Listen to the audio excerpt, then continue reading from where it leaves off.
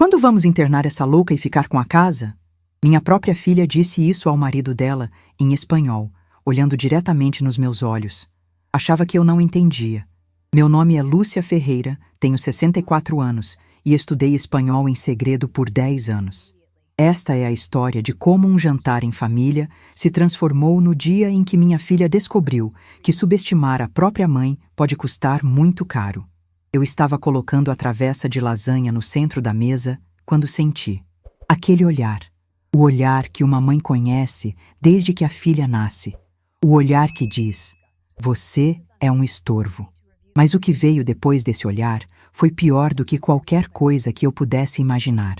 Júlia virou para o Ricardo, me encarou diretamente e disse em espanhol, com uma frieza que cortou minha alma ao meio: quando vamos internar essa louca e ficar com a casa? Ela falou isso em espanhol, achando que eu não entendia, achando que a mãe era burra demais para aprender outro idioma.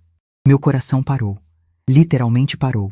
Senti minhas mãos tremerem segurando aquela travessa pesada, o calor da cerâmica queimando minha pele através do pano de prato. O cheiro do molho de tomate caseiro, que eu tinha passado a tarde inteira preparando, de repente me enjoou. Minha visão ficou turva por um segundo, mas eu não deixei a travessa cair. Não dei a eles esse prazer. Coloquei a lasanha na mesa com cuidado, como se nada tivesse acontecido, como se meu mundo não estivesse desabando naquele exato momento. Ricardo riu. Um riso baixo, cúmplice, nojento. Ele respondeu em espanhol, olhando para a minha filha com aquele sorriso de quem já tem tudo planejado. Em breve, meu amor. Já falei com o médico. Eles falavam na minha frente, na minha própria casa, na mesa que eu pus, com a comida que eu preparei. Achando que eu era burra demais, velha demais, invisível demais para entender. Achando que podiam planejar minha destruição bem debaixo do meu nariz, protegidos por um idioma que eles acreditavam ser uma barreira intransponível. Respirei fundo, muito fundo. Senti o ar entrando nos meus pulmões, queimando como se fosse a última vez que eu respiraria como uma mulher livre. E então, olhei diretamente nos olhos da Júlia, aqueles olhos que eu conhecia desde que ela abriu pela primeira vez, minutos depois que o médico me colocou ela nos braços, e disse em um espanhol perfeito, pausado, claro como cristal: a louca acabou de mudar o testamento. Falei em espanhol, no mesmo idioma que eles usaram para me trair. O silêncio que caiu naquela sala foi tão pesado que eu conseguia ouvir o relógio da parede marcando os segundos. Na verdade, eu ainda não tinha mudado nada, mas eu precisava ver o pânico nos olhos deles naquele momento. Júlia ficou branca. Não aquele branco de quem se assusta com um susto bobo. Aquele branco de quem acabou de ver o fantasma da própria ganância. Ela começou a tremer. As mãos dela, aquelas mãos que eu segurei quando ela deu os primeiros passos, tremiam descontroladamente sobre a mesa. Ricardo engasgou com o vinho. Literalmente engasgou. Começou a tossir, o líquido vermelho escorrendo pelo canto da boca dele. O ar na sala ficou denso, pesado, como se até o oxigênio tivesse ficado tenso com a revelação. Mãe, você fala espanhol? A voz dela saiu fina, aguda, quebrada. Eu continuei olhando para ela sem piscar. 10 anos, Júlia.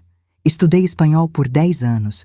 Todas aquelas noites que você achava que eu estava vendo novelinha, eu estava estudando, lendo Cervantes no original, ouvindo podcasts em espanhol, fazendo exercícios de gramática, conversando com professores nativos pela internet. Porque, diferente de você, eu sempre quis aprender, crescer, evoluir. Mesmo com 64 anos. Mesmo depois de um dia inteiro trabalhando, corrigindo provas, dando aulas, eu chegava em casa e estudava. Porque eu acreditava que nunca era tarde demais para aprender algo novo. Ricardo tentou se recuperar, limpou a boca com o guardanapo, aquele guardanapo de linho que tinha sido da minha mãe, e tentou sorrir. Mas o sorriso saiu torto, falso, desesperado. Dona Lúcia, a senhora entendeu errado, a gente estava só. Eu levantei a mão, cortando ele no meio da frase. O gesto foi firme, decidido. Não tinha mais espaço para mentiras naquela mesa. Não, você não vai fazer isso. Você não vai tentar me convencer de que eu entendi errado quando eu entendi exatamente, palavra por palavra, vírgula por vírgula, o que vocês disseram. Vocês querem me internar, me declarar louca, incapaz, incompetente, para ficarem com a minha casa, com os meus bens. Com tudo que eu construí tijolo por tijolo sozinha, depois que o pai dela nos abandonou quando ela tinha apenas 6 anos de idade. Júlia começou a chorar. Aquelas lágrimas falsas que ela sempre usou para conseguir o que queria desde pequenininha. Desde quando quebrava um vaso e chorava para não levar bronca. Desde quando tirava nota ruim e chorava para eu não brigar. As mesmas lágrimas manipuladoras de sempre. Mãe, não é assim. A gente está preocupado com a senhora. A senhora anda tão esquecida, tão confusa, às vezes repete as mesmas histórias. Eu bati a mão na mesa. O barulho ecoou pela sala de jantar inteira. Os copos tremeram. O garfo de Ricardo caiu no prato com um tinido metálico. Esquecida? Confusa? Eu sei exatamente o que está acontecendo, Júlia. Eu sei que vocês vêm aqui, fuçam nas minhas coisas, perguntam sobre documentos, falam com os vizinhos dizendo que eu não estou bem. Vocês estão preparando o terreno, construindo uma narrativa, plantando dúvidas na cabeça das pessoas. E eu, como uma idiota, achava que era amor de filha, preocupação genuína, cuidado, mas era só ganância, ganância pura e podre. Me levantei da mesa. Minhas pernas estavam trêmulas, mas eu não podia demonstrar fraqueza, não agora, não na frente deles. Vocês têm 5 minutos para sair da minha casa. Peguem as coisas de vocês e saiam. Agora, imediatamente. Ricardo se levantou também, tentando parecer intimidador. Ele era alto, 1,85 m e costumava usar isso para impressionar.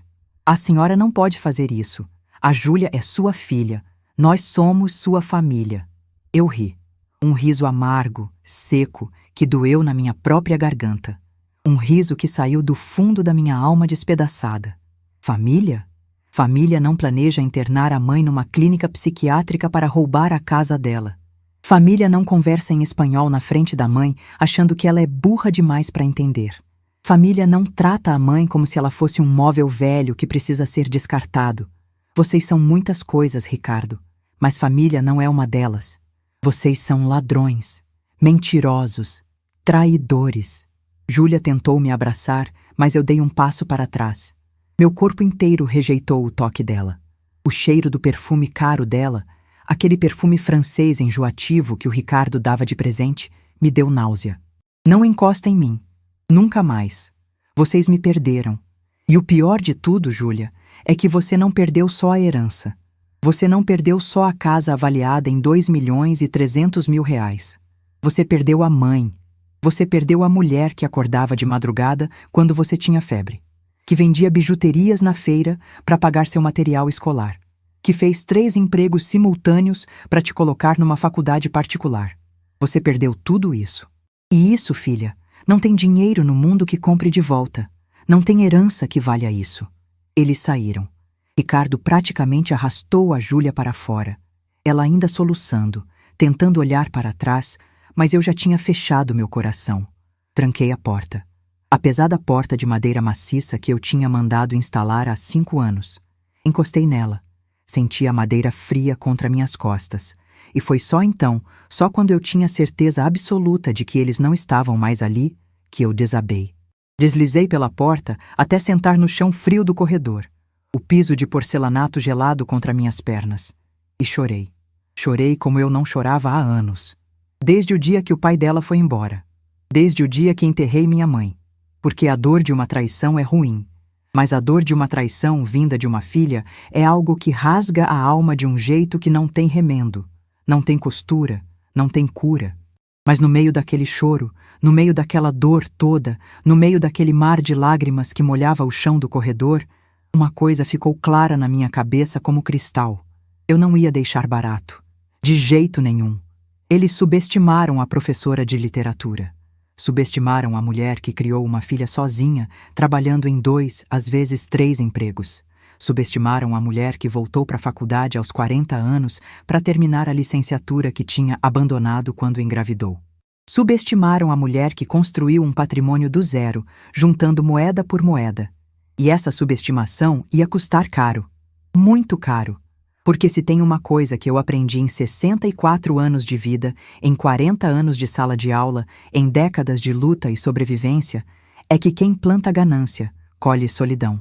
E eu ia me certificar de que a colheita deles fosse farta, abundante, devastadora. Naquela noite, não preguei o olho. Fiquei na cama olhando para o teto branco, para a mancha de umidade no canto que eu sempre dizia que ia mandar consertar, mas nunca consertava, repassando mentalmente cada conversa estranha dos últimos 6 meses. As peças começaram a se encaixar como um quebra-cabeça macabro. A visita surpresa no meio da semana, numa quarta-feira, quando eles nunca vinham em dia de semana. O interesse repentino em saber se eu tinha procuração, se tinha testamento atualizado, quem era meu advogado. Ricardo sempre perguntando casualmente, como se fosse curiosidade inocente, sobre os documentos da casa. Onde ficava a escritura? Se estava tudo registrado em cartório. Se tinha alguma dívida, algum ônus, alguma pendência. Júlia insistindo que eu estava esquecida, que eu repetia histórias, que eu confundia datas. Mãe, a senhora já me contou isso 3 vezes.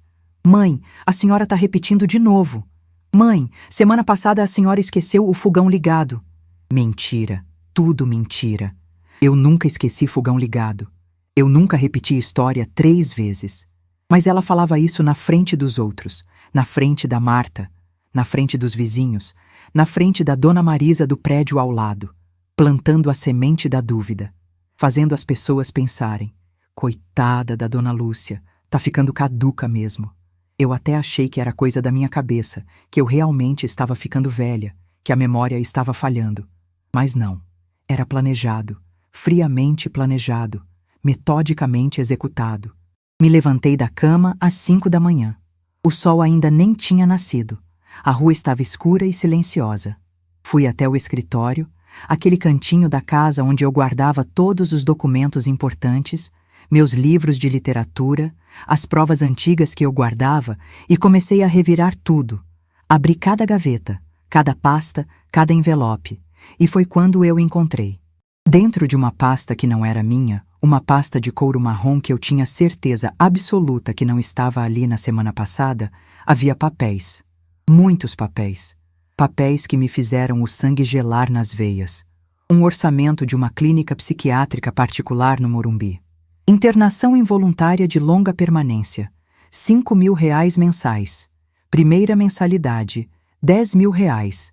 Taxa de admissão inclusa. Havia também anotações com a letra inclinada e apressada do Ricardo.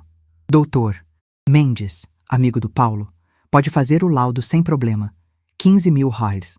Um rascunho de petição para interdição. Eu li cada linha, cada parágrafo. A interditanda Lúcia Ferreira, 64 anos, apresenta sinais evidentes de demência senil, esquecimentos frequentes, confusão mental, incapacidade de gerir seus próprios bens. Meu nome. Minha casa no Perdizes. O valor estimado, 2.300.000 reais. Tudo ali. Tudo documentado. Tudo planejado nos mínimos detalhes. Senti uma onda de raiva subir do estômago até a garganta, uma raiva quente, visceral, que fazia meu corpo inteiro tremer. Mas não era só raiva. Era algo mais profundo. Era indignação. Era a sensação de ter sido traída da pior forma possível. Minha própria filha, aquela que eu carreguei no ventre por 9 meses, que eu amamentei até os 2 anos mesmo, todo mundo dizendo que era tempo demais, que eu acordava de madrugada quando tinha febre, que eu levava no colo para o hospital quando estava doente, que eu paguei dentista, ortodontista, faculdade particular de design gráfico que custava 3.200 reais por mês, que eu ajudei a montar o primeiro apartamento comprando móveis e eletrodomésticos, estava planejando me trancar numa clínica como se eu fosse um animal doente e me roubar. Roubar tudo que eu tinha construído com décadas de suor e sacrifício. Peguei o telefone com as mãos tremendo. Disquei o número que eu tinha há 40 anos guardado na agenda de capa de couro que minha mãe me deu quando eu entrei na faculdade. Carmen, sou eu, a Lúcia. Desculpa ligar tão cedo. São 5:30 da manhã, eu sei. Mas preciso muito de você. Preciso de uma advogada. E mais do que isso, preciso de uma amiga. A voz sonolenta da doutora Carmen Lopes ficou imediatamente alerta. Ela acordou na mesma hora. Lúcia, o que aconteceu? Você está bem? Alguém te machucou? E então eu contei. Contei tudo. Cada detalhe. Cada palavra em espanhol. Cada documento que eu tinha encontrado. Cada mentira que eles tinham plantado. E quando terminei, o silêncio do outro lado da linha era carregado de uma fúria contida que eu quase podia sentir através do telefone. Lúcia, eu vou até aí agora. Prepara um café bem forte. Vamos blindar você juridicamente. E vamos fazer essas sanguessugas pagarem caro por isso. Muito caro. Mas o que eu não sabia naquele momento, o que nem a Carmen, com toda a sua experiência de 25 anos como advogada, sabia, é que o plano deles era ainda mais profundo, mais cruel, mais elaborado do que eu imaginava. E essa descoberta estava chegando, como uma bomba relógio prestes a explodir, como um trem desgovernado vindo em minha direção. E quando ela explodisse, quando eu descobrisse a verdadeira extensão da traição, até mesmo a dor que eu estava sentindo agora pareceria pequena perto do que estava por vir. Antes de eu contar o que aconteceu depois daquela noite, eu quero saber de vocês. O que vocês fariam no meu lugar? Deixa aí nos comentários. Vocês enfrentariam ou deixariam pra lá? Agora vou contar o que veio depois. A Carmen chegou na minha casa às 7h30 da manhã em ponto. Pontual como sempre foi em 40 anos de amizade. Eu tinha feito um café forte, daqueles que você sente o cheiro do lado de fora da cozinha, que sobe pelas escadas, que invade os corredores, e separado o pão de queijo que eu tinha feito na semana anterior e congelado em porções individuais. Ela entrou sem bater, como sempre fez desde que nos conhecemos na Faculdade de Letras em 1982, e me abraçou. Um abraço apertado, firme, daqueles que dizem mais do que 1000 palavras, daqueles que curam um pouco da dor. Me mostra tudo, ela disse, já tirando o blazer bege e colocando os óculos de grau de armação vermelha na ponta do nariz. Espalhei todos os documentos na mesa da sala. A mesa de jantar de madeira de demolição que eu tinha comprado numa loja de antiguidades da Rua Cardeal Arcoverde há 15 anos. O orçamento da clínica com todos os valores discriminados. O rascunho da interdição com meu nome escrito ali como se eu fosse uma incapaz. As anotações do Ricardo com a letra apressada e inclinada. Os papéis amassados nas bordas, como se tivessem sido manuseados muitas vezes. Carmen foi lendo tudo em silêncio absoluto, e eu via a mandíbula dela travando, os músculos do maxilar ficando tensos, a veia da testa saltando. Quando terminou de ler o último documento, ela tirou os óculos devagar, esfregou os olhos cansados e disse, com uma calma perigosa, aquela calma que vem antes da tempestade: Lúcia, isso aqui não é só maldade, isso aqui é tentativa de estelionato e cárcere privado. Se eles tivessem conseguido executar esse plano, você estaria presa numa clínica psiquiátrica, dopada com remédios pesados, sem poder se defender, e eles estariam vendendo sua casa, sacando seu dinheiro, destruindo sua vida. Isso é gravíssimo. Isso é caso de polícia. Senti meu estômago revirar. Aquela sensação de quando você está num elevador que desce rápido demais. Ouvir aquilo de uma advogada, com todas as letras, com a terminologia jurídica correta, fez tudo ficar mais real, mais assustador, mais concreto. Não era mais só a dor emocional de uma mãe traída. Era um caso criminal. O que eu faço, Carmen? Me diz o que eu faço porque eu tô perdida. Minha voz saiu fraca, quebrada, e eu odiei isso. Odiei me sentir frágil. Odiei me sentir como a velhinha confusa que eles queriam que eu fosse. Ela pegou minha mão, aquelas mãos que eu conhecia há décadas, que seguraram as minhas em tantos momentos difíceis. Primeiro, vamos atestar sua lucidez de forma irrefutável. Segundo, vamos reformular seu testamento com cláusulas blindadas que tornem impossível qualquer tentativa de fraude. Terceiro, vamos reunir todas as provas possíveis contra eles. E quarto, vamos fazer esses dois pensarem 2 vezes, 3 vezes, 1000 vezes antes de mexerem com uma professora de literatura aposentada que tem uma advogada criminalista como melhor amiga. Ela sorriu. Um sorriso de guerreira. Um sorriso que dizia: pode vir que eu tô pronta. E eu soube naquele momento que eu tinha escolhido o lado certo, que eu não estava mais sozinha nessa batalha. Nos 3 dias seguintes, minha vida virou um turbilhão, um furacão de consultas médicas, exames, papeladas. Carmen marcou consultas com 3 médicos diferentes, todos renomados, todos sem qualquer ligação com o Dr. Mendes, com o Ricardo ou com qualquer pessoa que eles conhecessem. Um geriatra formado pela USP, um neurologista que atendia no Hospital Sírio-Libanês e um psiquiatra com 40 anos de experiência.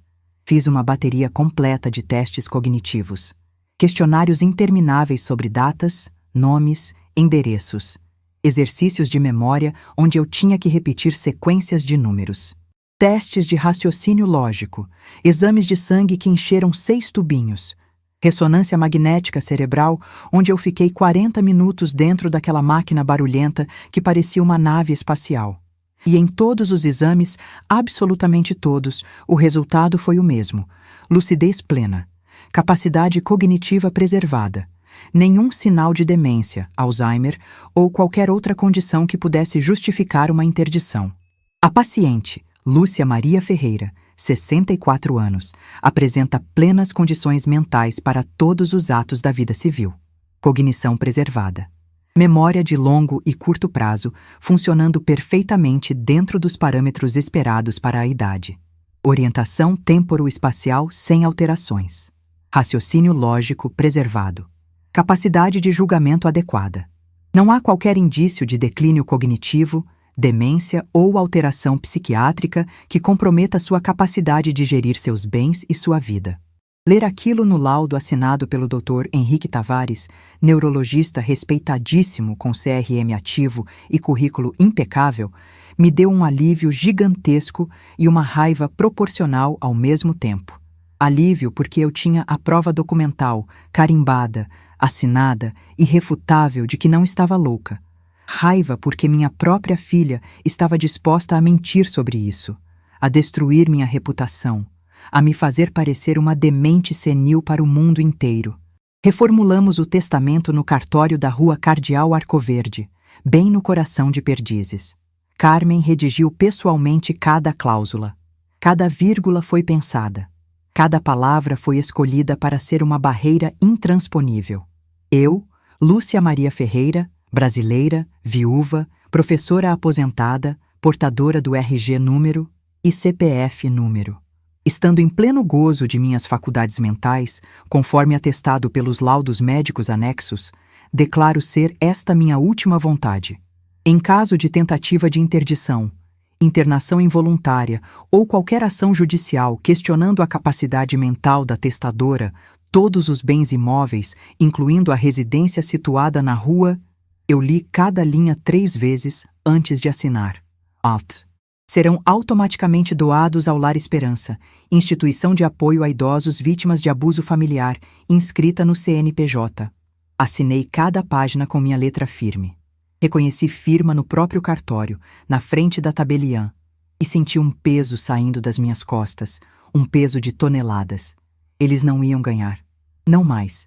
Mesmo que conseguissem me declarar incapaz, mesmo que conseguissem um juiz corrupto, mesmo que conseguissem tudo, a casa não seria deles.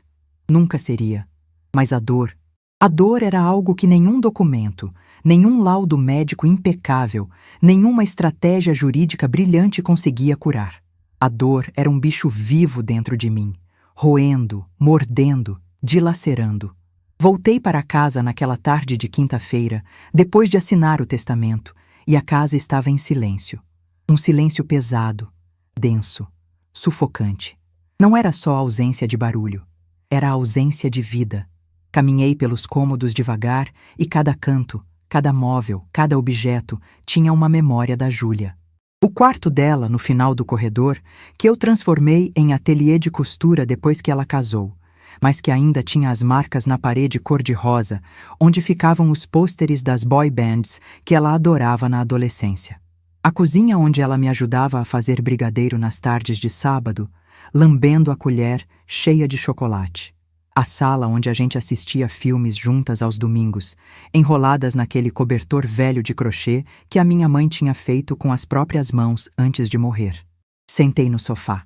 Aquele sofá de 3 lugares de linho bege que eu comprei na promoção da Stock há 12 anos e que estava começando a ficar gasto nos braços de tanto uso. Abracei uma almofada. A almofada bordada que a Júlia me deu no Dia das Mães, 5 anos atrás, com os dizeres "Melhor mãe do mundo" em linha dourada. E deixei a dor vir, porque até então eu estava no modo sobrevivência, no modo luta, no modo não vou deixar barato, no modo vou me proteger. Mas ali, sozinha naquela casa grande e vazia, sem ninguém olhando, sem ninguém julgando, sem ninguém esperando que eu fosse forte, eu podia ser o que eu realmente estava: destroçada, despedaçada, quebrada em 1000 pedaços. Chorei. Chorei alto, soluçando, gritando, com aquela dor que vem lá do fundo da alma, que sai das entranhas. Uma dor ancestral, uma dor de mãe. Como que uma filha faz isso com a mãe? Como que uma filha, que você carregou dentro de você por 9 meses, que você sentiu cada movimento dentro da barriga, que você deu à luz com 23 horas de trabalho de parto, que você criou com tanto amor, tanto sacrifício, tanto suor, é capaz de olhar para você e ver apenas uma coisa no caminho dela e do dinheiro? Apenas um obstáculo a ser removido? Eu me lembrei de todas as vezes que abri mão de coisas para dar para ela. Das férias que eu não tirei durante 5 anos consecutivos para pagar o intercâmbio dela para o Canadá. Do carro que eu não comprei para pagar a festa de formatura dela, que custou 18 mil reais. Da cirurgia no joelho que eu adiei 2 vezes, aguentando a dor com anti-inflamatório, porque ela precisava de dinheiro para montar o escritório de design. Das roupas que eu não comprei para mim. Dos restaurantes que eu não fui. Das viagens que eu não fiz. E a resposta que eu recebi? Um plano para me trancar numa clínica psiquiátrica, para me declarar louca, demente, incapaz, para me roubar, para me apagar da vida dela como se eu fosse um estorvo inconveniente.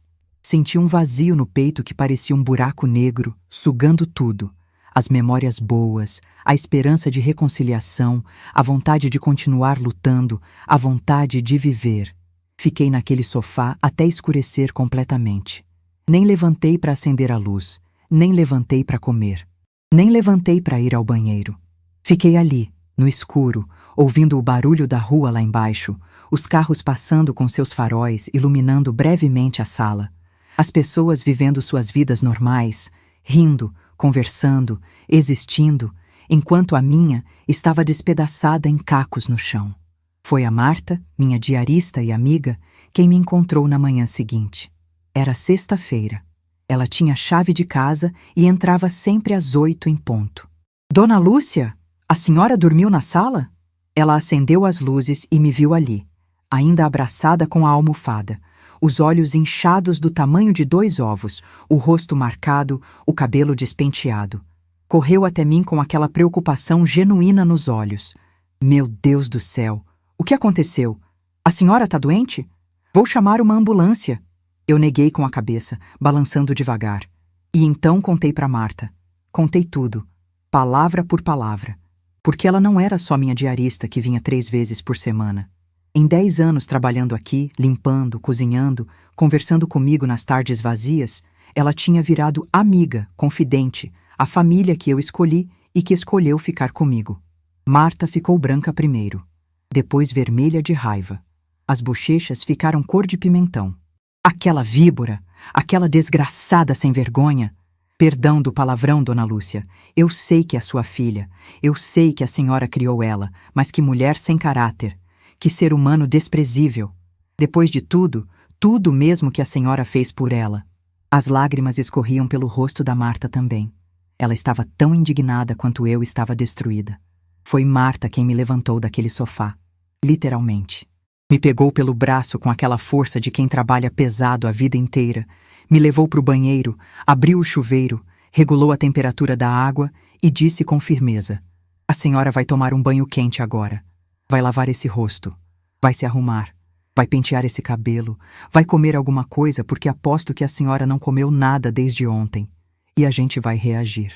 Porque a senhora não criou aquela menina sozinha, trabalhando que nem uma condenada em 3 empregos, para agora se entregar e deixar eles ganharem." E ela tinha razão. Toda a razão. Eu não podia me entregar. Não podia deixar a dor me paralisar completamente. Não podia deixar a tristeza me transformar na mulher confusa e incapaz que eles queriam que eu fosse. Porque se eu me entregasse, se eu desistisse, se eu deixasse a depressão me engolir, eles ganhavam de qualquer jeito. Então tomei banho. Um banho demorado, quente, que lavou as lágrimas, que limpou o suor da angústia, que trouxe um pouco de clareza para a mente confusa. Me arrumei. Escolhi uma roupa bonita do armário, aquele vestido preto simples, mas elegante que eu tinha comprado na liquidação da Renner. Passei batom vermelho, penteei o cabelo e prendi num coque. Olhei no espelho e vi uma mulher de 64 anos cansada, machucada, mas de pé, ainda de pé. E decidi naquele momento, olhando meu próprio reflexo. Eu não ia apenas me defender juridicamente. Eu ia viver. Ia provar para mim mesma, antes de qualquer outra pessoa, que eu era muito mais do que o que eles achavam de mim. Que eu tinha valor. Que eu tinha propósito. Que eu não precisava deles para existir. Nas semanas seguintes, comecei a reconstruir minha vida pedaço por pedaço. Voltei a dar aulas particulares de literatura portuguesa e espanhol. Coloquei um anúncio no grupo do Facebook do bairro. Consegui 3 alunos em 2 dias. Uma adolescente de 16 anos se preparando para o vestibular, um senhor de 58 que queria aprender espanhol para viajar e uma mulher de 30 e poucos que estava estudando para concurso público, 2 vezes por semana cada um. Não era pelo dinheiro. Minha aposentadoria de professora da rede estadual de São Paulo era de R$ 4.500 e os aluguéis dos 2 apartamentos que eu tinha em Moema me rendiam mais R$ 3.200 por mês. Dava perfeitamente para viver com conforto. Era pelo propósito. Era para sentir que eu ainda tinha valor, que eu ainda tinha conhecimento para compartilhar, que eu ainda tinha o que oferecer para o mundo, que meu cérebro funcionava perfeitamente, ao contrário do que minha filha queria fazer todo mundo acreditar. Comecei a sair mais de casa, coisa que eu não fazia há anos. Fui ao teatro no Itaú Cultural com a Carmen assistir uma peça sobre Clarice Lispector. Almocei no restaurante japonês da rua Joaquim Eugênio de Lima, que eu sempre quis conhecer, mas achava caro demais. Gastei R$ 120 num rodízio e valeu cada centavo. Fui na exposição de Tarsila do Amaral no MASP, aquela que todo mundo estava comentando. Passei 3 horas olhando cada quadro, lendo cada placa explicativa, me perdendo nas cores vibrantes e nas formas geométricas. Cortei o cabelo num salão chique da rua Oscar Freire. Gastei R$ 350 num corte moderno e uma escova progressiva, e valeu cada centavo quando eu me olhei no espelho e vi uma mulher renovada. Comprei roupas novas. Nada extravagante ou exagerado, mas peças bonitas, bem cortadas, coloridas, que me faziam sentir bem quando eu olhava no espelho, que me faziam sentir viva. E sabe o que aconteceu? Algo surpreendente. Algo que eu não esperava. Eu comecei a sorrir de novo. Sorrisos genuínos, não aqueles sorrisos educados e vazios que a gente dá por obrigação social. Comecei a dormir melhor, sem acordar no meio da madrugada com o coração acelerado.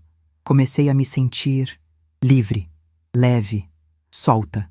Porque pela primeira vez em décadas, talvez pela primeira vez desde que a Júlia nasceu 40 anos atrás, eu não estava preocupada em ser a mãe perfeita, em agradar, em ajudar, em resolver os problemas dos outros, em me sacrificar.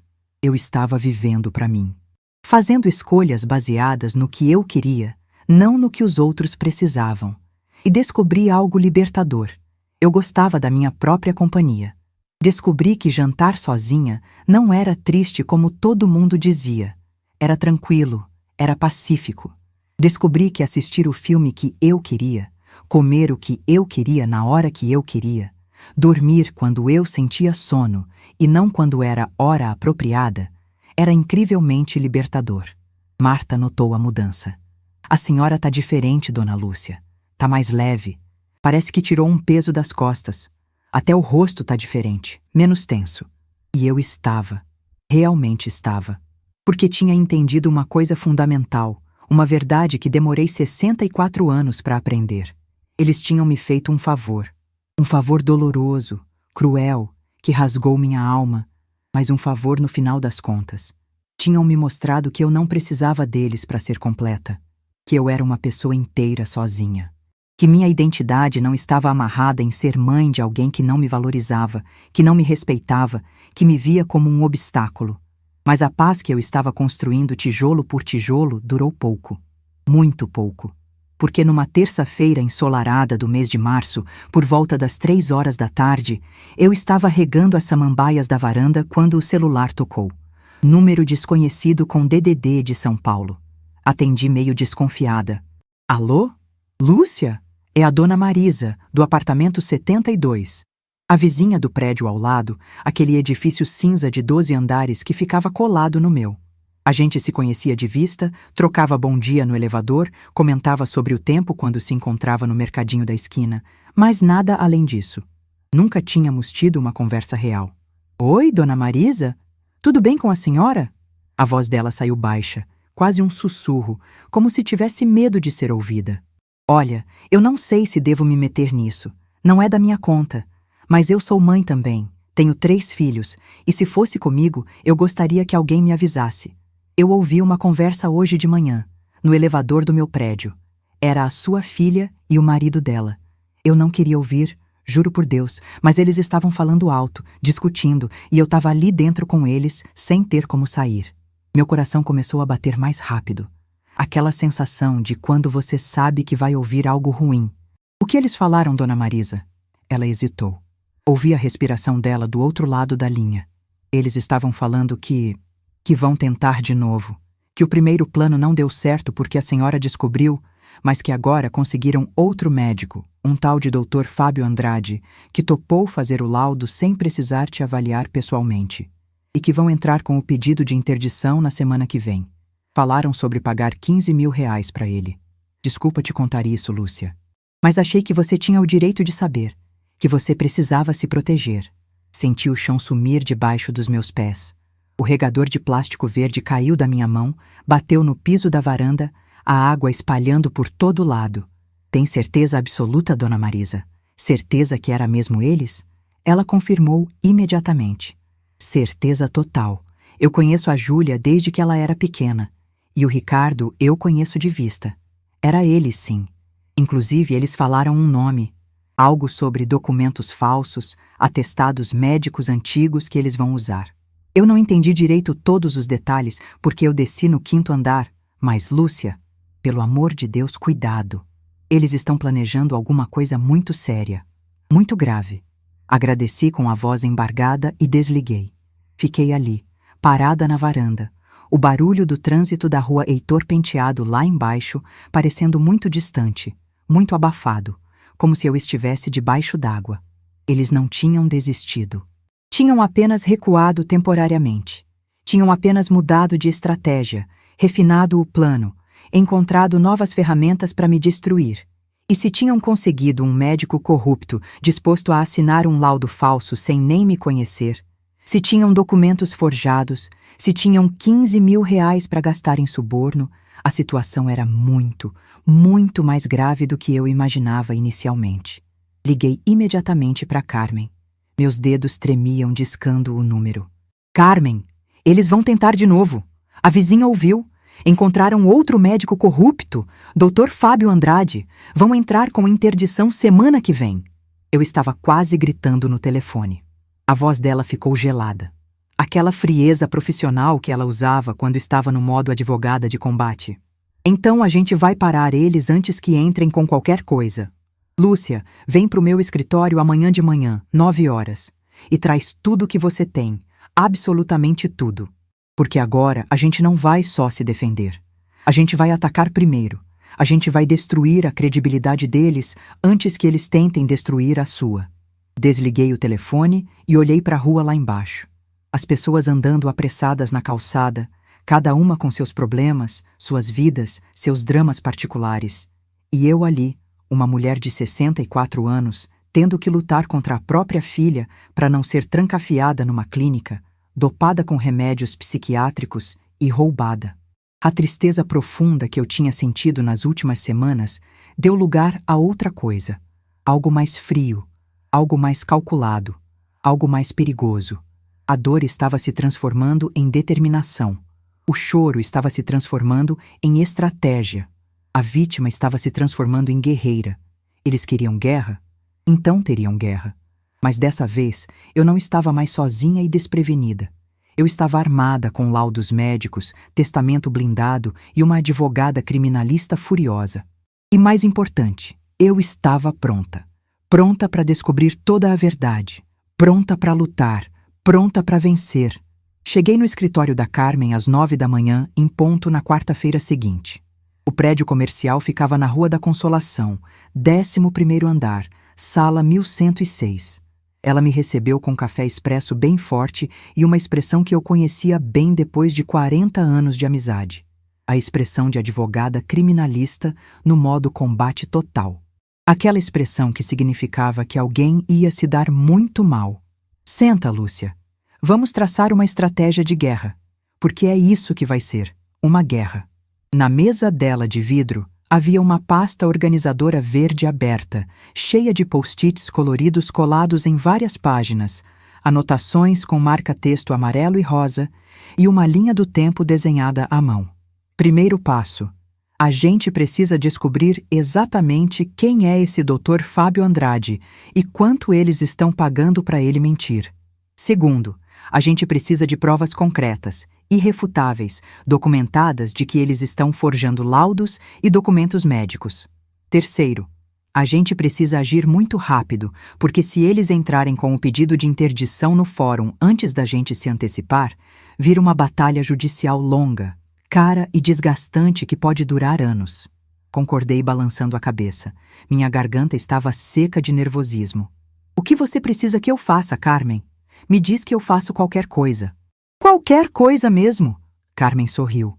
Aquele sorriso afiado de quem tinha um plano meticulosamente elaborado.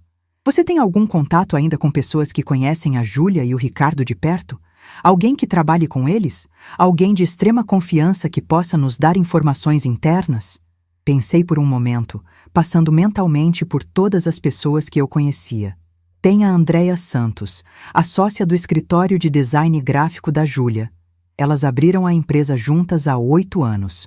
A gente sempre foi próxima, ela vinha aqui em casa, a gente conversava bastante. Ela até já comentou algumas vezes, meio de lado, que o Ricardo era meio esquisito, que ela não confiava muito nele, que achava ele interesseiro. Carmen bateu a mão na mesa com entusiasmo. Perfeita, exatamente o que a gente precisa. Liga para ela agora, marca um café, mas não fala nada sobre o caso no telefone. Só diz que quer conversar, matar saudades. Tenta sondar discretamente o que ela sabe sobre a situação financeira deles, sobre os planos, sobre tudo. Liguei para Andréia assim que saí do escritório da Carmen, ainda no elevador descendo. Meu coração batia acelerado. Andréia, é a Lúcia, mãe da Júlia. Tudo bem com você? Faz tempo que a gente não se fala, né? Eu tava com saudade. Queria saber se você topa tomar um café comigo essa semana? Queria conversar, colocar o papo em dia. Ela pareceu genuinamente surpresa do outro lado da linha, mas topou sem hesitar. Claro, dona Lúcia. Que bom ouvir a senhora. Pode ser amanhã? Que tal aquele café na Rua Augusta que a gente gostava? O café girondino? Marcamos para quinta-feira, 3 da tarde. Quando cheguei no café no dia seguinte, Andréia já estava lá sentada numa mesinha do canto, perto da janela que dava para a rua movimentada. Ela estava mexendo nervosa na xícara de cappuccino, olhando para a porta a cada 2 segundos. Quando me viu, se levantou rapidamente e me abraçou. Um abraço apertado, demorado. Dona Lúcia, que bom ver a senhora. A senhora tá com um visual novo. Cortou o cabelo, tá linda. Conversamos amenidades por alguns minutos. Sobre o trânsito que estava impossível, sobre a exposição do MASP, sobre o calor que estava insuportável para março. Mas eu percebia que ela estava tensa. Os ombros rígidos, as mãos tremendo levemente. Ela não conseguia me olhar nos olhos por muito tempo. Andréia, eu disse baixando o tom de voz e me inclinando para frente. Eu sei que você e a Júlia trabalham juntas há muitos anos. E eu sei que talvez seja estranho, talvez seja desconfortável eu perguntar isso, mas... Você sabe de alguma coisa que eu deveria saber? Alguma coisa sobre a Júlia e o Ricardo? Ela ficou vermelha na mesma hora. As bochechas dela ficaram cor de tomate.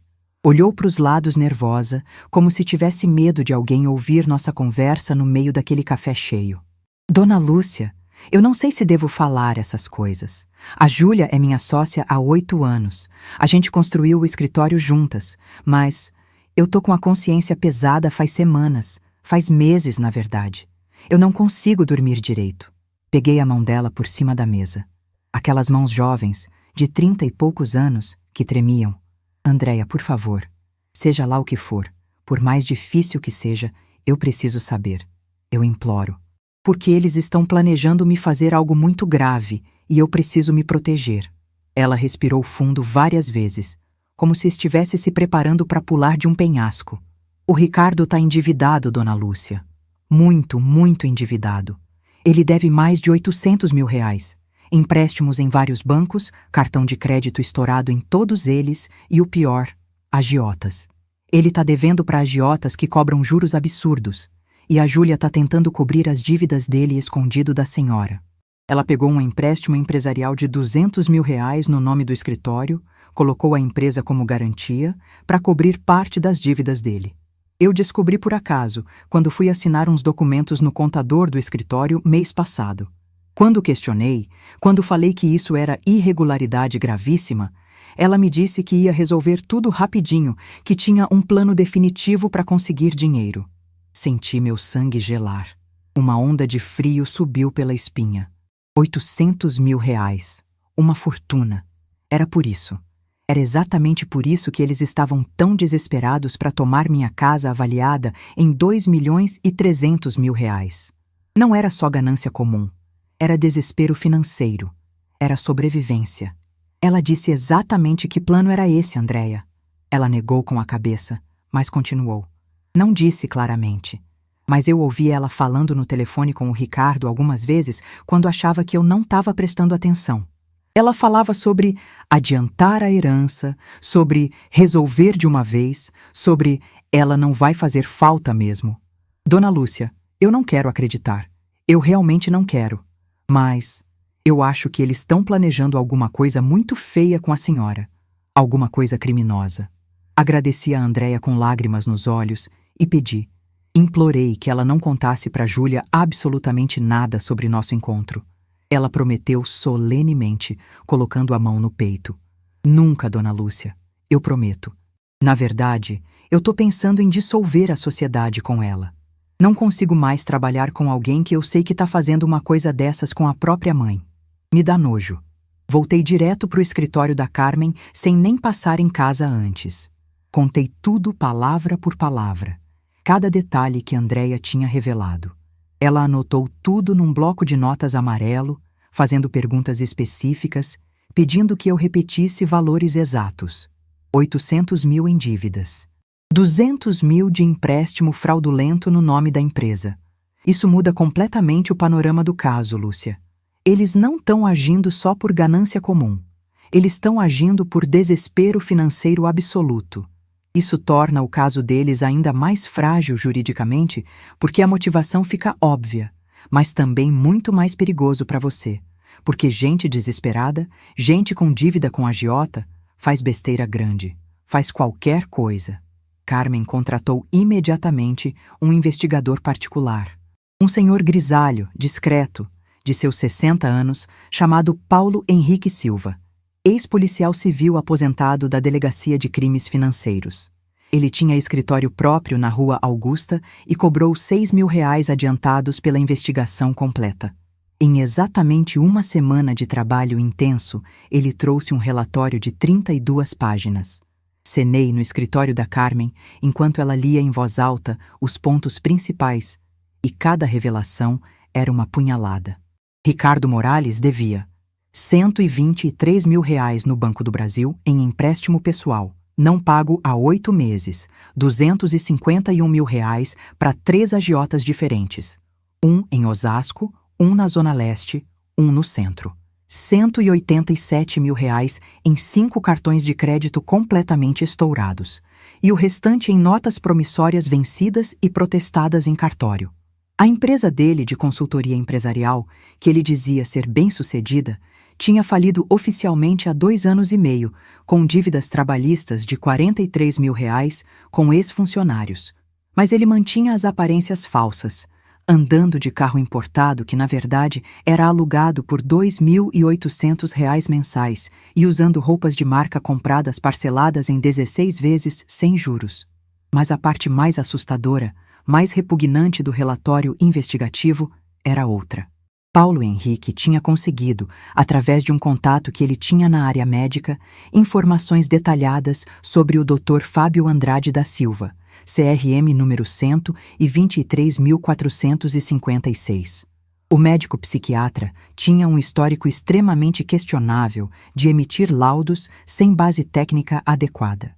Ele já tinha sido processado 3 vezes, não 2 como a informação inicial indicava, mas 3 vezes, pelo Conselho Regional de Medicina de São Paulo, por emissão de laudos médicos sem avaliação presencial do paciente e conclusões diagnósticas incompatíveis com os dados apresentados. Em um dos casos mais graves documentados, ele tinha atestado que um senhor chamado Antônio Carlos Mendes, 72 anos, comerciante aposentado, tinha demência avançada tipo Alzheimer em estágio terminal, sendo que o senhor estava completamente lúcido, trabalhava ainda meio período na loja e a filha única queria interná-lo à força para ficar com a pensão de R$ 12.000 e o imóvel no Morumbi.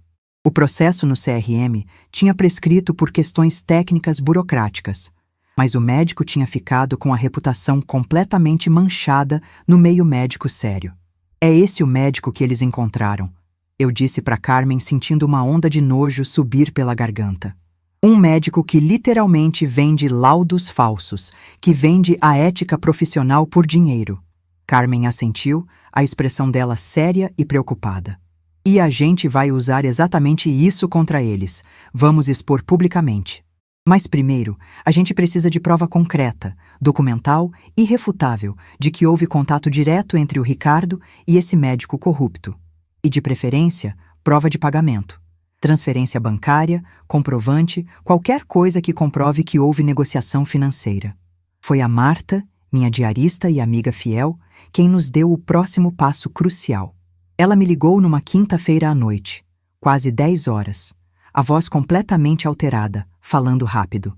Dona Lúcia, eu fiz uma coisa.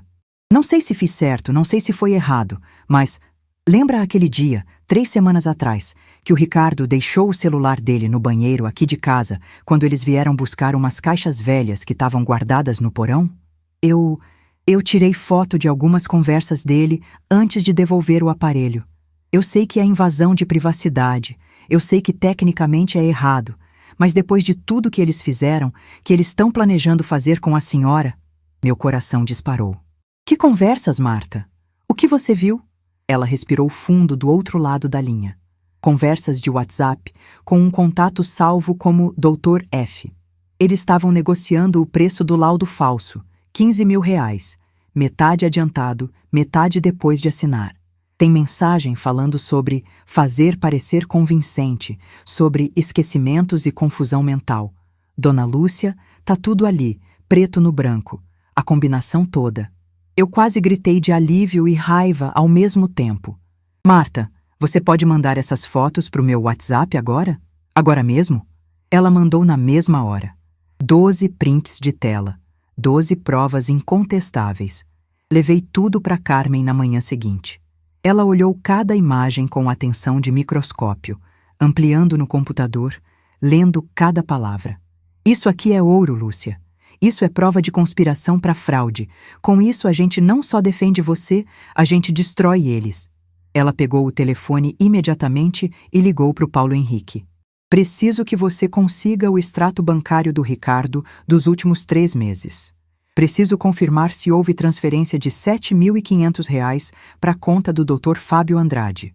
Paulo Henrique, com seus contatos e métodos investigativos, conseguiu em 2 dias. Havia uma transferência via Pix de R$ 7.500 do Ricardo para uma conta em nome de Fábio Andrade da Silva.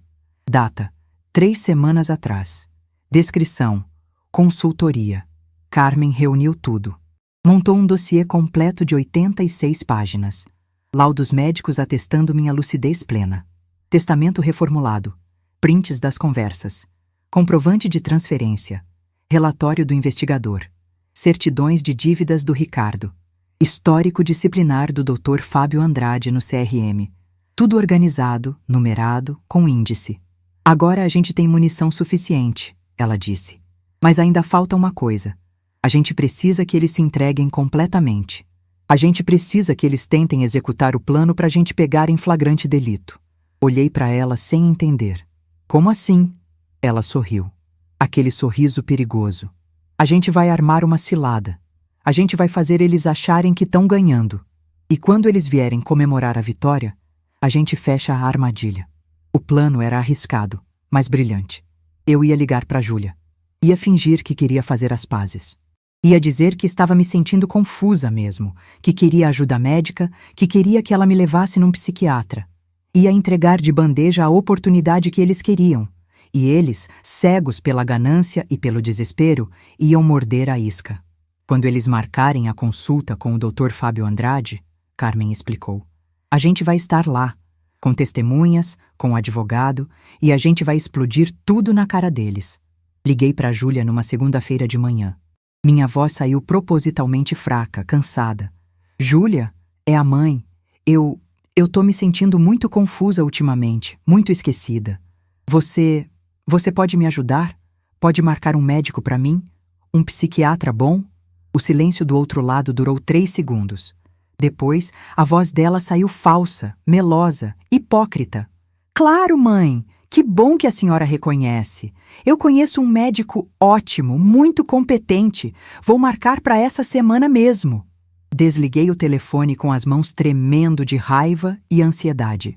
A armadilha estava armada. Agora era só esperar eles caírem.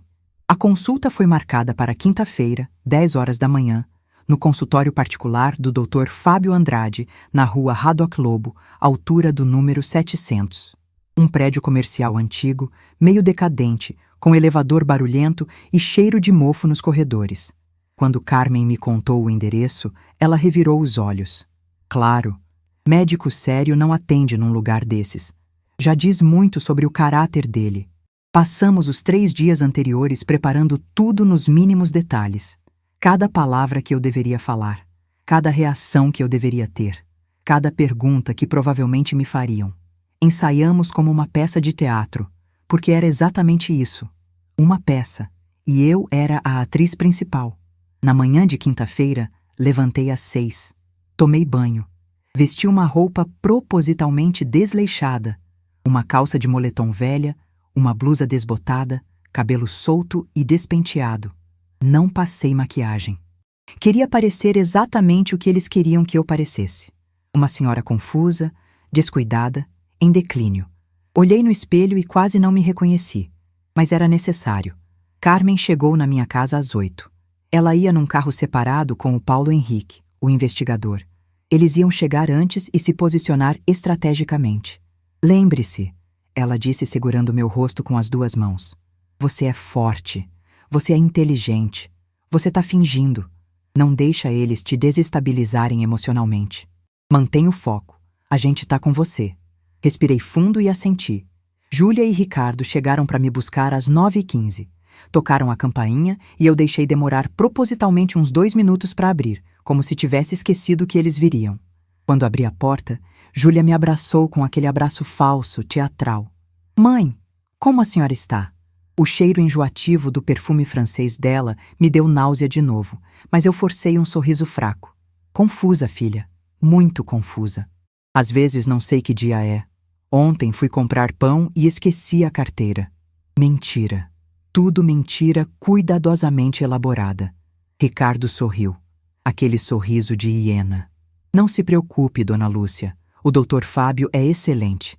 Ele vai ajudar a senhora. No carro, durante os 25 minutos de trajeto, eles foram plantando mais sementes. Mãe, a senhora lembra que a gente conversou sobre aquela internação temporária? Só para a senhora descansar, fazer uns exames mais completos? Eu fingi pensar com dificuldade. Internação? Ah, talvez. Não lembro bem. Pelo retrovisor, vi Ricardo e Júlia trocarem um olhar. Um olhar de... está funcionando perfeitamente. Senti vontade de vomitar. Minha própria filha me levando como um cordeiro pro matadouro. Chegamos ao consultório às 10 horas em ponto. A sala de espera era deprimente. Cadeiras velhas de plástico bege. Revistas antigas empilhadas numa mesinha de fórmica arranhada. Uma recepcionista entediada mexendo no celular.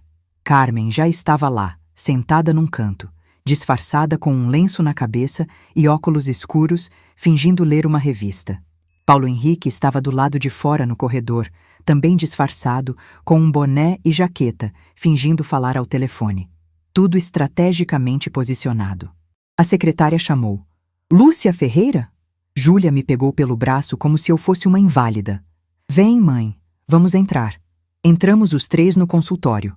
Era uma sala pequena, mal iluminada, com uma mesa de madeira escura e diplomas emoldurados na parede. Provavelmente falsos, pensei. O Dr. Fábio Andrade era um homem de uns 50 anos, barriga saliente, cabelo ralo, cara de poucos amigos. Ele apertou a mão do Ricardo com intimidade. Claramente já se conheciam pessoalmente.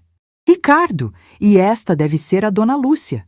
Ele me cumprimentou sem nem olhar nos olhos. Sinal ruim. Então, Dona Lúcia, ele começou sem nem pedir licença para começar, sem fazer perguntas básicas de anamnese. Me disseram que a senhora anda muito esquecida, confusa, repetindo coisas. É isso mesmo? Eu forcei uma expressão perdida. Acho que sim, doutor. Eu não tenho certeza. Às vezes não sei. Ele não fez nenhum teste cognitivo. Não pediu que eu repetisse números. Não perguntou a data. Não perguntou onde eu estava. Nada. Absolutamente nada que um médico sério faria. Ele apenas pegou uma receita e começou a escrever. Vou prescrever aqui uns medicamentos para a senhora. E vou fazer um relatório recomendando uma avaliação mais aprofundada. Talvez internação de curto prazo. Júlia se inclinou para frente, ansiosa. Doutor, o senhor acha que é caso de incapacidade? De interdição? Ele olhou para ela, depois para o Ricardo, e disse a frase que eles queriam ouvir. Sem dúvida. Pelos sintomas relatados, eu diria que a paciente apresenta sinais claros de demência progressiva. Ela não tem mais condições de gerir seus bens sozinha. Alguém precisa assumir a responsabilidade legal. Eu vi os olhos da Júlia brilharem. Não de preocupação, de ganância, de alívio. O plano estava funcionando, mas era agora. Era exatamente agora que a armadilha fechava. Eu me levantei da cadeira devagar. Minha postura mudou completamente. Meus ombros se endireitaram. Meu olhar, que estava vago e confuso, ficou afiado como lâmina. Interessante, doutor. Eu disse com uma voz firme, clara, sem nenhum traço de confusão. O senhor fez esse diagnóstico gravíssimo de demência progressiva sem me fazer um único teste cognitivo, sem perguntar a data, sem avaliar minha memória, sem fazer anamnese adequada, sem seguir absolutamente nenhum protocolo médico sério. O rosto dele ficou vermelho. O que? Como assim? Eu continuei, cada palavra saindo precisa como tiro. Eu sei exatamente que dia é hoje. Quinta-feira, 28 de março de 2024. Sei exatamente onde estou. Rua Haddock Lobo, 732, 10º andar, sala 1013. Sei exatamente quem é o presidente da República, o governador, o prefeito. Consigo repetir sequências numéricas de trás para frente. Consigo citar obras de Machado de Assis e Garcia Marques. Consigo fazer contas de cabeça. E sabe por quê? Porque eu não tenho demência. Eu nunca tive demência. Eu tenho 3 laudos médicos de profissionais sérios, do Sírio-Libanês e do Hospital Israelita Albert Einstein, atestando minha completa lucidez. Júlia ficou branca como papel. Ricardo se levantou da cadeira, nervoso. Dona Lúcia, o que a senhora está fazendo? Ignorei ele completamente. Continuei olhando para o médico corrupto. E tem mais, Dr. Fábio Andrade. Eu sei do pagamento de R$ 7.500 que o Ricardo fez via Pix para sua conta há 3 semanas. Tenho o comprovante. Tenho os prints das conversas de WhatsApp entre vocês, negociando o preço do laudo falso. Tenho tudo documentado. Foi nesse momento que Carmen entrou no consultório. Tirou o lenço e os óculos. Bom dia. Sou a doutora Carmen Lopes, advogada criminalista. OABSP, número 87.342. E esse senhor aqui, Paulo Henrique, entrou logo atrás dela, tirando o boné. É o investigador particular Paulo Henrique Silva, ex-delegado da Polícia Civil. Tudo o que foi dito aqui está sendo gravado com autorização judicial prévia. Dr. Fábio Andrade, o senhor está sendo acusado formalmente de tentativa de fraude médica, falsidade ideológica e formação de quadrilha. Ricardo Morales e Júlia Ferreira Morales, vocês estão sendo acusados de tentativa de estelionato, cárcere privado e fraude contra idoso, crime previsto no Estatuto do Idoso, com pena de 2 a 8 anos de reclusão. O silêncio que se instalou naquela sala foi absoluto. O Dr. Fábio Andrade ficou roxo. Isso é um absurdo. Vocês não podem... Carmen o interrompeu com frieza cirúrgica. Podemos sim, e vamos. Já protocolamos representação no Conselho Regional de Medicina pedindo a cassação do seu registro. Já acionamos o Ministério Público e, dependendo da sua cooperação nas próximas horas, podemos ou não pedir sua prisão preventiva. Júlia começou a chorar. Aquelas lágrimas que eu conhecia tão bem, mas dessa vez não me comoveram nem 1 milímetro. Mãe, eu posso explicar. Não é o que parece. Eu nunca quis. Eu levantei a mão, mandando ela calar a boca. Não, agora você vai me ouvir. Vai me ouvir até o fim sem me interromper. Você acha que eu sou burra? Acha que eu não descobriria? Eu sei das 800 mil reais em dívidas do seu marido. Sei do empréstimo fraudulento de 200 mil que você fez no nome do escritório. Sei de cada mentira, cada manipulação, cada vez que você falou para os vizinhos que eu estava confusa. Você destruiu a imagem da sua própria mãe. Planejou me trancar numa clínica, me roubar. E para quê? Para pagar dívida de jogo e de agiota do seu marido vagabundo? Ricardo tentou falar, mas a voz dele saiu trêmula. Dona Lúcia, eu posso pagar tudo de volta. A gente pode negociar. Eu ri. Um riso amargo, gelado. Pagar? Você vai pagar sim, mas não para mim. Você vai pagar judicialmente, criminalmente e financeiramente também, porque vou processar vocês por danos morais. Vou pedir 1 milhão de reais de indenização e vou ganhar. Com as provas que eu tenho, vocês não têm chance nenhuma. Carmen colocou na mesa do médico uma pasta preta grossa. Aqui está uma cópia de tudo que temos contra vocês 3. Recomendo fortemente que contratem advogados, bons advogados, porque vocês vão precisar. Ela se virou para mim. Lúcia, vamos embora. Nosso trabalho aqui acabou. Olhei uma última vez para Júlia. Ela estava encolhida na cadeira, soluçando. Não senti pena. Não senti nada além de uma frieza profunda. Júlia, você teve uma mãe que te amou mais que tudo na vida, que abriu mão de tudo por você. E você jogou isso no lixo. Você me perdeu, para sempre. Saímos daquele consultório imundo de cabeça erguida. Na rua, respirei fundo o ar de São Paulo poluído, mas libertador. Carmen me abraçou. Você foi perfeita. Perfeita. Eu sorri. Pela primeira vez em meses, sorri de verdade. Porque tinha vencido. Tinha vencido não com violência, não com gritos, mas com inteligência, estratégia e provas irrefutáveis. Entrei no carro da Carmen. Olhei pelo retrovisor e vi Júlia e Ricardo saindo do prédio, completamente destruídos, perdidos. E não senti nada. Absolutamente nada. Apenas alívio. Alívio de ter me livrado deles antes que fosse tarde demais. Naquela mesma tarde, Carmen protocolou 3 ações. Uma representação criminal no Ministério Público contra os 3. Uma ação de indenização por danos morais contra Júlia e Ricardo, pedindo 1 milhão de reais. E uma denúncia formal no Conselho Regional de Medicina contra o Dr. Fábio Andrade com todas as provas. Agora é esperar o sistema judiciário trabalhar, ela disse. E vai trabalhar. Com essas provas é caso ganho. E ela tinha razão. 3 semanas depois, o Dr. Fábio Andrade teve o registro médico suspenso preventivamente. Ele não podia mais exercer a profissão enquanto o processo ético corria. 1 mês depois, Ricardo foi despejado do apartamento alugado por falta de pagamento. As dívidas com agiotas tinham crescido com os juros absurdos, e ele teve que vender o carro, as roupas de marca, tudo. Júlia teve que fechar o escritório de design porque a Andréia pediu dissolução da sociedade. Ela perdeu tudo. O casamento começou a desmoronar. Segundo a Marta me contou, ela ainda tinha contato com uma vizinha deles, eles viviam brigando, se culpando mutuamente. 2 meses depois do episódio no consultório, Júlia me ligou.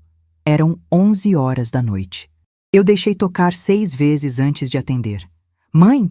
A voz dela saía embargada, chorosa. Mãe, por favor, me perdoa. Eu não sabia o que estava fazendo. O Ricardo me manipulou, eu estava desesperada com as dívidas. Eu errei muito, mas eu sou sua filha. Por favor. Fiquei em silêncio por longos segundos, pensando, sentindo. E então disse, com uma calma assustadora: Júlia, você deixou de ser minha filha no momento em que planejou me trancar numa clínica e me roubar. No momento em que olhou para mim e viu apenas dinheiro. Apenas um obstáculo. Não existe perdão para isso. Não existe volta. Você fez sua escolha. Agora, vive com as consequências. E desliguei. Bloqueei o número. E nunca mais atendi. 3 meses depois, soube pelo Paulo Henrique que Ricardo e Júlia tinham se separado. Ela pediu divórcio. Ele desapareceu, provavelmente fugindo dos agiotas.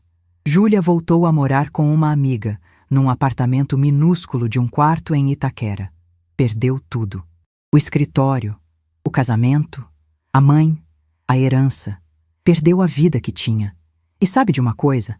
Eu não senti pena, nem um pouquinho, porque tem ações que têm consequências. E ela estava vivendo as consequências das escolhas dela. 6 meses se passaram desde aquela quinta-feira, no consultório do Dr. Fábio Andrade. 6 meses em que minha vida mudou completamente. Não por causa deles, eles não tinham mais poder nenhum sobre mim, mas por causa de mim mesma.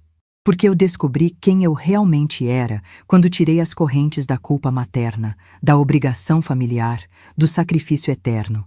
O processo criminal contra os 3 seguiu seu curso. O Dr. Fábio Andrade foi condenado pelo Conselho Regional de Medicina à cassação definitiva do registro profissional. Ele nunca mais poderá exercer medicina no Brasil. Além disso, respondeu criminalmente por falsidade ideológica e foi condenado a 2 anos de reclusão em regime aberto, convertidos em prestação de serviços comunitários. Sua reputação está destruída. Seu nome aparece em todas as buscas do Google, associado a médico corrupto e laudos falsos. Ele colheu exatamente o que plantou. Ricardo desapareceu. Literalmente. Os agiotas aos quais ele devia foram atrás dele. Ele abandonou tudo e fugiu. Há rumores de que está no Paraguai, se escondendo, trabalhando em subempregos. A última vez que alguém soube dele, estava morando num quarto de pensão em Ciudad del Este, sem 1 centavo, assustado, olhando para trás a cada esquina. O homem que se achava esperto, que usou minha filha, que planejou me destruir, agora vive como um rato acuado. A ganância dele o levou à ruína completa. Júlia foi o caso mais complicado. Criminalmente, ela pegou pena de 3 anos por tentativa de estelionato contra idoso, convertida em prestação de serviços comunitários e pagamento de multa de R$50 mil que ela não tinha como pagar. Financeiramente, ela perdeu tudo. O escritório de design que ela construiu com a Andréia durante 8 anos fechou. Ela perdeu a clientela, a reputação profissional, os contratos. Teve que vender os móveis do apartamento que tinha com o Ricardo para pagar parte das dívidas. Está morando num apartamento minúsculo de 40 metros quadrados em Itaquera, dividindo com uma amiga que teve pena dela. Trabalha agora como freelancer fazendo logotipos baratos em sites de trabalho remoto, ganhando R$300, R$400 por projeto. A mulher que tinha um escritório no Itaim Bibi, que atendia grandes clientes, que ganhava R$20, R$30 mil por mês, agora luta para pagar aluguel de R$1.200. Soube por terceiros que ela tentou voltar para o mercado de trabalho formal, mas o processo criminal aparece em todas as verificações de antecedentes. Ninguém quer contratar alguém condenado por tentar roubar a própria mãe. Ela me ligou mais 6 vezes depois daquela primeira ligação, sempre chorando, sempre pedindo perdão, sempre dizendo que foi manipulada, que estava desesperada, que não sabia o que estava fazendo. Bloqueei o número. Ela mandou cartas. Devolvi sem abrir. Ela apareceu na porta da minha casa uma vez, num domingo de manhã, 3 meses atrás, chorando na frente do portão eletrônico, chamando: Mãe, mãe, por favor. Não abri. Liguei para Carmen. Ela veio em 20 minutos e ameaçou chamar a polícia. Júlia foi embora. Muita gente me questiona. Vizinhos, conhecidos, até a própria Marta às vezes. Dona Lúcia, mas ela é sua filha. Ela tá sofrendo. A senhora não sente pena? E eu respondo sempre a mesma coisa, com a mesma firmeza. Ela deixou de ser minha filha quando planejou me trancar numa clínica psiquiátrica e me roubar, quando olhou nos meus olhos e viu apenas um obstáculo entre ela e 2 milhões de reais. Perdão existe para erros, para arrependimentos sinceros, mas não existe perdão para traição premeditada, friamente calculada. Não existe perdão para quem foi capaz de planejar a destruição da própria mãe. Eu não sinto pena. Eu sinto alívio. E é verdade. Eu me libertei. Me libertei da culpa que mães carregam, da obrigação de perdoar tudo só porque é família, da ideia romântica de que sangue é mais importante que caráter. Aprendi uma lição dura, mas necessária.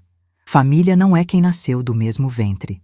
Família é quem fica do seu lado quando você precisa, quem te protege, quem te ama de verdade. E Júlia provou que não era família. Era apenas uma pessoa com quem eu dividia DNA. Quanto a mim, minha vida floresceu de maneiras que eu nunca imaginei. Mantive as aulas particulares de literatura e espanhol. Agora tenho 8 alunos fixos. Cobro R$ 150 a hora aula. Dou 12 aulas por semana. São R$ 7.200 por mês só com as aulas, mais a aposentadoria, mais os aluguéis. Estou financeiramente confortável. Mas mais importante, estou intelectualmente realizada. Estou usando meu conhecimento, minha experiência, minha paixão pela literatura. Voltei a viajar, coisa que eu não fazia há 15 anos. Fui para Buenos Aires em junho, sozinha, e passei 10 dias visitando livrarias antigas, assistindo tangos, comendo empanadas. Conversei em espanhol fluente com garçons, motoristas de táxi, vendedores de rua. E cada conversa era uma vitória sobre a Júlia que me subestimou. Fui para o Rio de Janeiro em setembro, fiquei numa pousada charmosa em Santa Teresa, visitei o Museu do Amanhã, caminhei pela praia de Copacabana ao entardecer. Agora em dezembro vou para Porto de Galinhas. 15 dias numa pousada pé na areia. Sozinha, feliz, livre. Minha casa, aquela casa de 3 andares no Perdizes que gerou toda essa guerra, continua comigo. Continua sendo meu lar. Mas agora ela é mais leve. Não tem o peso das visitas falsas, dos interesses escondidos, das conversas em espanhol, cheias de maldade. É só minha, meu refúgio, meu castelo, e vai continuar sendo até o dia que eu morrer. E quando eu morrer, vai pro lar Esperança, exatamente como está no testamento. Vai ajudar dezenas de idosos que passaram pelo que eu quase passei. Esse é o destino correto. Fiz novas amizades, entrei num clube de leitura aqui do bairro que se reúne toda terça-feira à noite. São 12 mulheres e 3 homens, todos acima de 55 anos, todos apaixonados por literatura. Lemos Saramago, Chimamanda Adichie, Helena Ferrante, Mia Couto. Discutimos por horas, tomando vinho e comendo queijos. Encontrei minha tribo.